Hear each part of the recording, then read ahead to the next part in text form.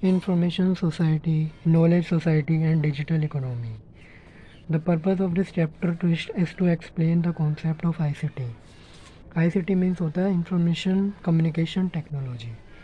Digital device, information society, knowledge society, digital economy, and how the world's economies benefit from these concepts. ICT means information and communication technology,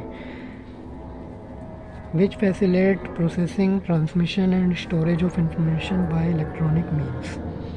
जो कि facilitate करता है, process करता है, transmission करता है, फिर उसको स्टोर करता है इंफॉर्मेशन को, किसके द्वारा? By the electronic means.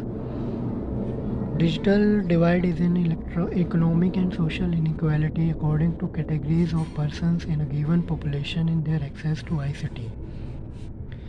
Use of ICT और knowledge of information and communication technology.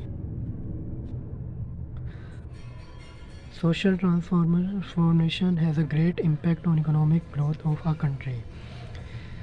जो सोशल ट्रांसफॉर्मेशन है वो ग्रेट इम्पैक्ट, एक बहुत ही बड़ा इम्पैक्ट डाला है इकोनॉमी पर कंट्री की.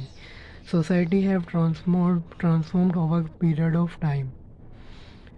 सोसाइटी ने भी ट्रांसफॉर्म किया है एक पीरियड, एक टाइम पीरियड. एग्रीकल्चर सोसाइटी के ऊपर industrial society, information society and knowledge society. To some extent, कुछ हद तक every society can be considered as information tech society.